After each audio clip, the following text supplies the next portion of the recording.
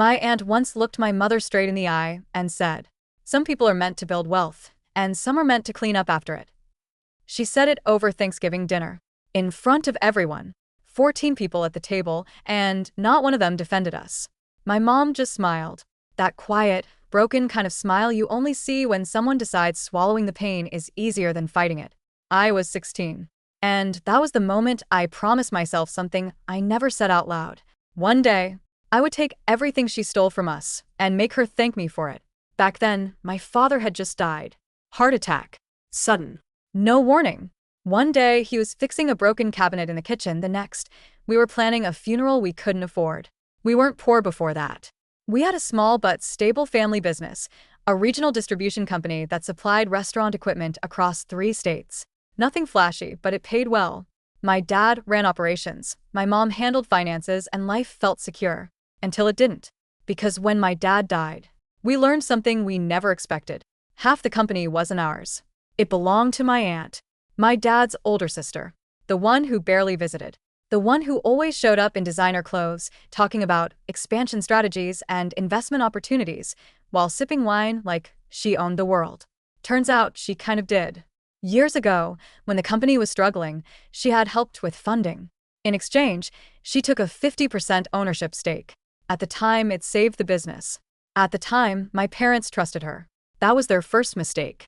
At the funeral, she hugged my mother. Tightly. Too tightly. And whispered something I didn't hear. But I saw my mom's face afterward. And I knew. Something had just changed. 2 weeks later, we found out what. My aunt called a family meeting. Which really meant she sat at the head of the table in our office like a queen, while my mom sat across from her like an employee. "I've reviewed the books," she said, tapping a stack of papers. "The company isn't performing at the level it should be." My mom blinked. "We just lost." "I understand." My aunt cut her off smoothly. "Which is why I'll be taking full operational control moving forward." Silence. I still remember the sound of the clock on the wall ticking. Loud. Too loud. "You mean temporarily?" my mom asked. "No," she said. "Permanently." And just like that, we were no longer owners. We were liabilities. Within a month, everything changed. My mom was reassigned to a lower-paying administrative role. Her salary was cut by more than half. The company accounts were locked behind new approvals. Decisions were no longer ours. And the worst part, technically it was all legal, because my aunt didn't take the company from us. She just squeezed us out slowly, quietly, cleanly. Then came the house, the one I grew up in, the one my parents had spent 15 years paying off. Apparently, it had been used as collateral years ago during one of those temporary financial setbacks. My aunt knew. Of course she knew. And suddenly, the company couldn't sustain the liability anymore. So she made a suggestion. "Sell the house. Downsize," she said with a sympathetic tilt of her head. "It's the smart thing to do." Smart for who? We moved into a small rental 2 months later. 2 bedrooms. Peeling paint. Thin walls. I could hear the neighbors arguing every night. And my aunt, she bought a new house that same year. 5 bedrooms. Private pool. Gated community. I remember seeing photos on social media. "Hard work pays off," she captioned it. That was the first time I felt something dangerous. Not sadness. Not anger. Something colder. Something patient. My mom never fought back. Not once. She kept saying the same thing. "It's family." As if that word still meant something. But I was watching. Always watching. And I started noticing things. Little inconsistencies. Numbers that didn't make sense. Expenses that didn't match the company's actual growth. At 16, I didn't fully understand what I was seeing. But I understood enough to know this. My aunt wasn't just taking control. She was taking advantage. So I made a second promise. This one, even quieter than the first. I wouldn't just take everything back. I would do it so cleanly she wouldn't even see it coming. I didn't confront her. I didn't argue. I didn't even complain. Because I understood something early on that most people don't. Loud people lose. Quiet people win. By the time I turned 18, I had already chosen my path. Finance. Not because I loved numbers, but because numbers don't lie. People do. I got into a good university. Not Ivy League, but close enough to matter. Scholarships covered most of it. The rest. I worked. Late nights. Double shifts. I didn't go to parties. Didn't waste time. Didn't date. because every hour I spent building myself was an hour closer to dismantling her. Meanwhile, my aunt's life only got better, at least on the surface. The company expanded. Revenue doubled within 3 years, then tripled. She started showing up in industry magazines, local business awards, panels, interviews. People called her self-made. That one always made me laugh. My mom still worked for her, still underpaid, still invisible. And every holiday, we were invited to that big house. The one with marble floors and a chandelier that probably cost more than our entire rental. We sat at her table, smiled, said thank you, while she told stories about risk and vision and leadership. And every time, she found a way to remind us where we stood. Not everyone is cut out for business, she said once, casually slicing into a $200 steak. It takes a certain mindset. Her eyes flicked to my mom for just a second. Just enough. I stopped reacting. That was the hardest part, because reacting gives people power. And I was done giving her anything. By 22, I graduated near the top of my class. Finance and corporate law. A combination most people avoid. But I wanted both sides of the game. The numbers and the rules. My first job paid $72,000 a year. Not amazing, but not bad. Within 2 years, I doubled it, then tripled it. Bonuses, investments, side deals. I wasn't just working anymore. I was building. And I kept everything separate. Different accounts, different entities, different names where necessary. Nothing illegal, just strategic. Because I knew one day I would need to move fast. The first real crack appeared when I was 26. I was reviewing public filings out of habit. Just curiosity. Or maybe something deeper. And that's when I saw it. A line item that didn't belong. A loan. $7 million. That caught my attention. Because the company had always been cash-heavy. They didn't need loans. Especially not one that size. So I dug deeper. And the more I looked, the more it unraveled. The loan wasn't for expansion. Not really. It was covering something. Something messy. Over-leveraged contracts. Aggressive scaling. Delayed payments to suppliers. On paper, everything looked fine. But underneath, it was fragile. One wrong move, and it would collapse. And suddenly, I saw it. Not just an opportunity. A timeline. My aunt hadn't built an empire. She had built a house of glass. And she didn't even realize how close it was to shattering. I didn't act immediately. That's the thing about real revenge. It's not emotional. It's patient. So I waited. And I prepared. Because when it finally happened, it wouldn't just hurt her. It would change everything. The first person I called wasn't a lawyer. It was my mother. I asked her one question. Do you still trust her? There was a long silence on the phone. Then she said something that told me everything I needed to know. I trust that she'll always choose herself. That was the first honest thing my mother had said about her in 10 years. And it changed the way I moved. Because until then, a small part of me had still been trying to save the family. After that call, I understood there was no family left to save. Only damage to contain. And assets to recover. So I started building the structure that would let me do both. Over the next 18 months, I created a private investment vehicle through a parent entity tied to 2 other funds I had minority interests in. Again, nothing illegal. Nothing hidden from regulators. Just layers. The kind wealthy people use every day while pretending everyone else should play fair. I also started tracking my aunt's company more closely. Vendor complaints. Delayed receivables. Property liens. Commercial litigation. Most people don't realize how much you can learn from public records if you know where to look. And what I found was almost beautiful. She was overextended in every direction. Her company looked powerful because she spent money to look powerful. Luxury office renovation, $480,000. New executive fleet leases, $310,000 annually. Branded conference sponsorships and leadership retreats, $220,000. A vacation property bought through a related holding company, $1.9 million. And underneath all that shine, cash flow problems. Real ones. The dangerous kind. The kind that force people like her to make desperate decisions. Then the market tightened. 2 major hospitality chains delayed equipment upgrades. A regional restaurant group filed for restructuring. Shipping costs jumped. Supplier terms got stricter. And suddenly my aunt wasn't standing on a stage talking about vision anymore.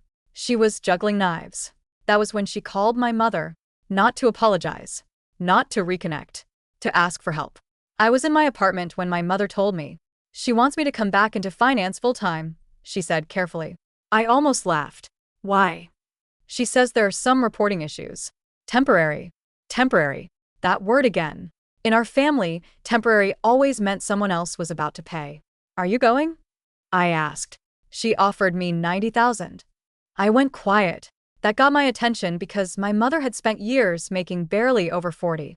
And she said if I help stabilize things, she may restore some of what your father built. May. Not will. May. I could hear my mother wanting to believe it anyway. Not because she was naive anymore, but because grief leaves people permanently hopeful in the dumbest places. Mom, I said gently, if you go back with copies of everything you touch. She didn't answer right away. Then softly, I thought you'd say no. No, I said. I want you inside. That was the moment the plan stopped being an idea and became an operation. My mother returned to the company 3 weeks later. Officially, she was there to help clean up accounting inefficiencies before an outside capital raise. Unofficially, she was my eyes. Not to steal anything, not to hack anything. Nothing dramatic like that. Just to observe, to remember, to confirm what I already suspected. And within a month she did. My aunt wasn't looking for a small investor. She was hunting for a rescue. Quietly. She needed between $4 million and $6 million fast to avoid violating debt covenants on the $7 million facility. If the bank forced a review, everything could accelerate at once. Loans, leases, vendor pressure, lawsuits. She had maybe 90 days before the illusion started cracking in public. I asked my mother, does she know how bad it is? She knows enough to be scared, Mom said. Which means she's pretending harder than ever. Perfect. Because pride is expensive. And my aunt had always spent it like she had an unlimited supply. The next step was simple. I made sure she heard about us. Not me. Us. A quiet investment group with liquidity, restructuring experience, and an appetite for undervalued regional distribution assets. A mutual contact mentioned the fund to one of her advisors. Another mention came through a lender conversation. Then an attorney. Nothing pushy. Just a trail of breadcrumbs. People like my aunt don't respond well to being chased, but they run toward the possibility of being admired. 3 weeks later, we got the message. She wanted a meeting. I didn't attend the first one. That was intentional. Instead, 2 men from the fund handled it, both older, polished, expensive-looking in the way rich people recognize immediately. They listened, nodded, asked disciplined questions, requested documents. My aunt gave them a performance. She framed the problem as temporary liquidity pressure caused by growth timing. She described the company as fundamentally strong. She positioned herself as a visionary leader unfairly constrained by cautious lenders. By the end of the meeting, she believed she was seducing capital. She had no idea capital was already measuring the walls of her house. The data room arrived 48 hours later. That was when the real fun started. I read everything. Every lease. Every debt schedule. Every side agreement. Every cash flow projection built on fantasy. And buried in that mountain of arrogance, I found the thing I had been waiting for. The original ownership transition documents from the year my father died. The year everything legally changed. At first glance, they looked fine. Then I noticed dates that didn't line up. Board consent signed before one of the notices had even been issued. Valuation assumptions based on revised numbers prepared after the meeting in which they were supposedly discussed. And one signature page attached through a later scan sequence that suggested it had been swapped. Not enough to blow up the deal on its own, but enough to tell a story. Enough to raise questions. Enough to make due diligence a nightmare. Which meant enough to destroy her leverage. I brought in external counsel through the fund to review only what was necessary. I never made it personal.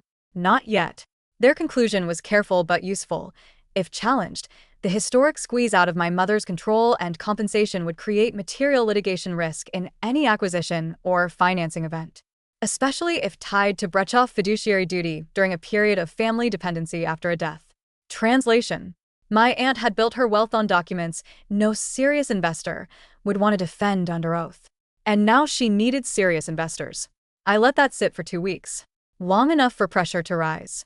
Long enough for payroll anxiety, lender emails, and supplier calls to sharpen her smile into panic. Then we sent a term sheet.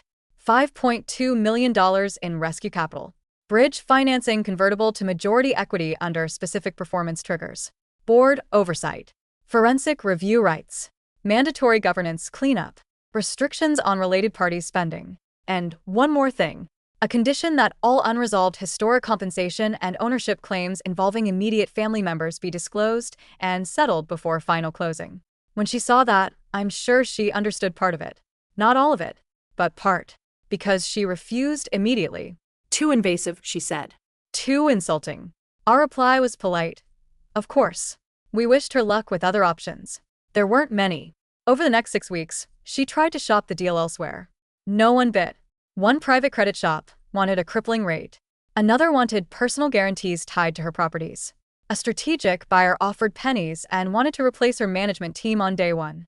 For the first time in her life, my aunt was discovering the difference between being admired at dinner and being respected in a crisis. Only one of those has market value. Then came the family dinner. Of course, there was a family dinner. There always is when rich people are scared and trying to pretend they aren't. It was my cousin's engagement celebration at my aunt's house. The same mansion with marble floors, pool lights, and the chandelier that used to make my mother go quiet. Only now I walked in differently. I was 31, wearing a tailored black dress, not because I wanted to impress anyone, but because confidence irritates bullies more when it's elegant. My mother stood beside me in navy silk, calm and composed. I saw the way my aunt looked at us. First surprise, then calculation. Then that bright fake warmth. Well, she said, air kissing my cheek. Look at you. I hear you've done well. I smiled. I've done okay. She tilted her head. Finance, right? Stressful world. You know. Her smile tightened for half a second. Small victories matter. Dinner was a performance. My aunt controlled the room the way she always had. Too loud, too polished, too generous with stories that made her sound indispensable. My uncle laughed on cue. My cousins admired the ring, the menu, the imported champagne. No one mentioned the bank pressure, the vendor defaults, or the fact that 2 of her properties were likely over-leveraged. Then dessert arrived. And with it, my aunt's favorite sport, humiliation. She raised her glass and said, I just want to say how proud I am of family, of resilience, of how some people rise even after unfortunate setbacks. Her eyes slid to my mother. The room went very still. She continued, smiling. And isn't it wonderful when people still find ways to contribute, even if leadership was never really their gift? A few nervous chuckles. My mother set down her fork. I looked at my aunt and realized something almost disappointing. She had learned nothing. Not from success. Not from pressure. Not even from fear. She still believed power meant the ability to wound without consequences. So I decided to end her evening. I stood up slowly and lifted my own glass. I actually wanted to say something too, I said. Everyone looked at me. My aunt smiled with visible strain. Of course. I turned toward my cousin first. Congratulations on your engagement. I truly hope your marriage is built on honesty, because I've seen what happens when a family builds wealth on grief, forged control, and deliberate humiliation. Silence. Real silence. The kind that has weight. My aunt laughed once, sharply. Excuse me? I looked at her directly. You needed rescue capital. You invited my mother back because your lenders are circling. You tried to raise at least $5 million and failed. And the only term sheet left on the table came from my fund. Her color changed. Not much, but enough. The room shifted toward her, without meaning to. She stared at me. Your what? My fund, I repeated. The one currently reviewing whether your company is even investable given the way you took control after my father died. My uncle put down his glass. My cousin looked like she had forgotten how to breathe. And my aunt, my elegant, untouchable aunt, did something I had waited years to see. She lost rhythm. You're being absurd, she snapped. You have no idea what you're talking about. I reached into my bag and placed a thin folder on the table. Not a dramatic stack. Just enough. Board timing discrepancies. Valuation manipulation. Compensation suppression. Real estate purchased while family salary was cut. I'm sure your counsel has already started worrying about the same things. My mother said nothing. She didn't need to.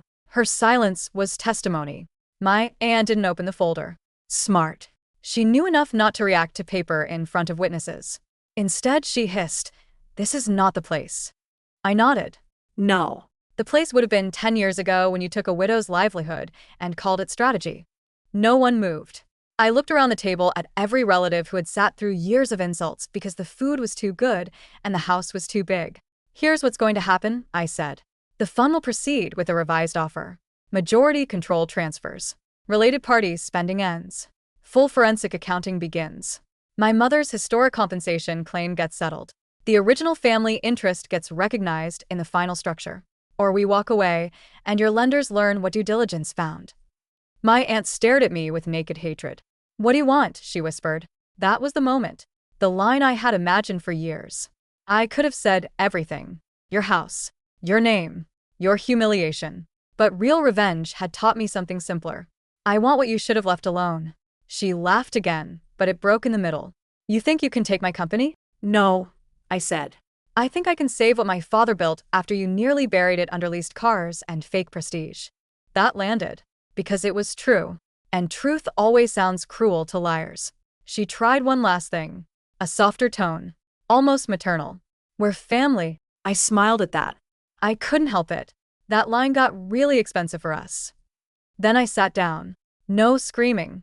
No thrown wine. No theatrical storming out. Just terms. Numbers. Consequences. That was the most beautiful part, because drama would have let her feel like the victim. This way, she was just a bad operator at the end of her runway. 2 days later, her attorney called. Then her banker.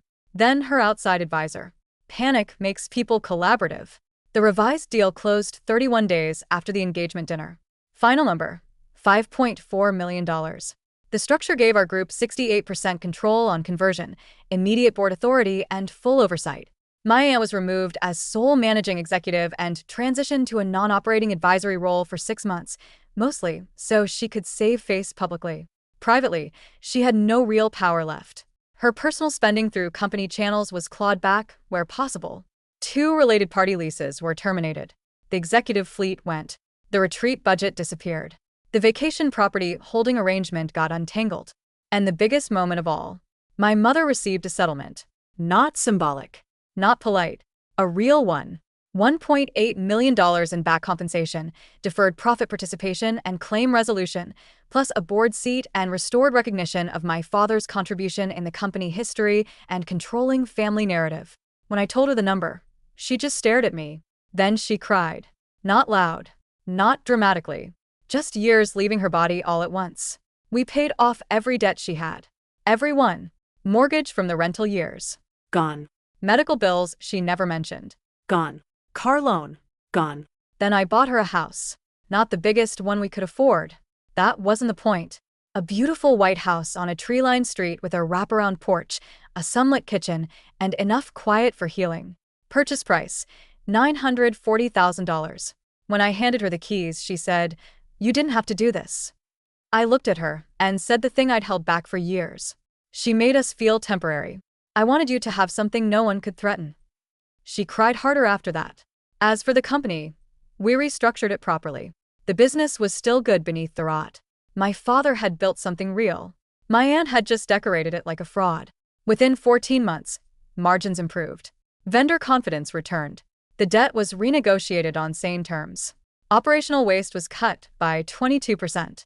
We brought in experienced managers who didn't confuse luxury with leadership. By year 2, the company was healthier than it had ever been. And then something happened I truly hadn't expected. My aunt called and asked to meet alone. I almost said no, but curiosity is its own form of appetite, so I agreed. We met at a quiet restaurant downtown. No family, no audience. She looked older. Not ruined, not broken, just exposed. She didn't order much. Neither did I. For a while, she made small talk, which was ridiculous given the history between us. Then finally she asked, "Was this always your plan?" I took a sip of water. Since I was 16. She looked down. That long. Yes. She nodded slowly, like she was trying to picture a teenager becoming the woman sitting across from her. Then she said something I still think about. "I never thought you were paying attention." I leaned back in my chair. "That was your real mistake. Not the paperwork. Not the greed. Underestimating quiet people." She accepted that. At least for a second. Then, predictably, she tried to rewrite the story. "I did what I had to do after your father died. The company could have collapsed. You didn't save it, I said. You used his death to take terms no decent person would ask a grieving family to sign. She flinched. A real one. And that was satisfying in a way money never is. Because by then, this wasn't about winning financially. I had already won that. This was about forcing truth into the room where lies had lived comfortably for years. She folded her hands. I was good at building things, she said quietly. I just crossed lines. I almost laughed at how neat she made it sound. You didn't cross lines, I said. You built your house out of them. We sat in silence after that. Then she asked the question she had probably wanted to ask since the deal closed. Did you hate me? I thought about it. About the rental. About my mother smiling through humiliation. About the holiday speeches and the expensive steaks and the way my aunt always made cruelty sound like sophistication. Then I answered honestly. For a long time, yes. And now? Now I think you're small. That hurt her more than hate would have. You could see it. Because hate still makes someone powerful. Smallness makes them irrelevant. She never asked to meet again. The engagement went ahead, by the way. My cousin still got married. Smaller wedding. Less sparkle. Fewer people pretending everything was perfect. It was probably better that way. A lot of family relationships changed after the dinner and the deal. Some relatives reached out privately to say they had no idea. That wasn't true. They had enough idea to know something was wrong. They just liked comfort more than courage. I forgave some of them, anyway. Not because they deserved it, but because carrying every betrayal forever is like paying rent on damage someone else caused. Others I never bothered with again. Peace is expensive too, and I spend carefully now. My mother changed the most. That was the part that mattered. She stopped making herself smaller in rooms. Stopped apologizing before speaking. Stopped calling cruelty just how family is. She started traveling, gardening, hosting friends, living. Sometimes I'd catch her standing in the kitchen of her new house in the morning light, coffee in hand, just looking around like she still couldn't believe it was hers. Those moments were worth more than the settlement. Worth more than the company. Worth more than all of it. Because money can rebuild a life, but dignity is what lets someone live in it. A year after the restructuring, we held a company event celebrating its 40th anniversary. There was a stage, a screen, employees from 3 states, partners, clients. I was asked to speak as board chair. My mother stood in the front row. So did my aunt. By then she was little more than a ceremonial figure in the room, and everyone knew it. I stepped onto the stage and looked out at the crowd. Then I put up an old photo. My father in the original warehouse, sleeves rolled up, laughing at something off camera. The whole room softened. This company, I said, was built by people who understood work before image, service before ego, and family before self-interest. I let that line sit. Not for drama, for accuracy. Then I continued. We lost our way for a while, but strong things can survive bad leadership when the foundation is real. I saw my aunt look down. Good. Today isn't just about growth, I said. It's about restoration, of trust, of discipline, of memory, and of credit where credit has always belonged. Then I invited my mother on stage. She froze for a second, then came up beside me to applause that started polite and grew into something real. I handed her the commemorative plaque. It read, "For integrity, resilience, and the work that deserved to be seen all along." My mother looked at it, then at me, and I knew she understood. This was the part no lawsuit could deliver. Not money. Witness. Public truth. She hugged me, and the room stood. Not because the moment was dramatic. Because everybody there understood, maybe for the first time, who had actually paid the hidden costs of keeping that company alive. After the event, people came up to her all night. Employees who remembered my father. Vendors who remembered the early days. Managers who now knew the real story. And one by one, they gave back what my aunt had spent years taking. Respect. That night, after everyone left, my mother and I sat alone in the quiet conference room overlooking the warehouse. The same business. Different future. She asked me, "Do you ever feel bad?" I knew what she meant. About the plan. About the dinner. About taking control so completely. I thought about it for a second, and then shook my head. "No," I said. "I feel finished." That's the thing no one tells you about beautiful revenge. It isn't beautiful because the other person suffers. That part is easy. It's beautiful when what was broken gets rebuilt correctly. When the right person gets the house, the board seat, the truth, The peace. My aunt lost her power, but my mother got her life back. And between those two things, only one of them ever really mattered. So yeah, my wealthy aunt once stole my family's business, pushed my widowed mother into poverty, and spent years treating us like background furniture while she played queen in a $2 million house.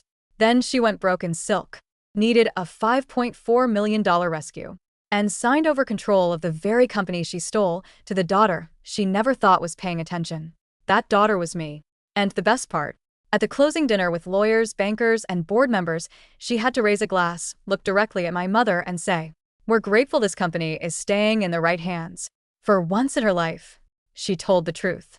And that was worth every penny. If this story made your jaw drop, hit like, subscribe, and tell me in the comments.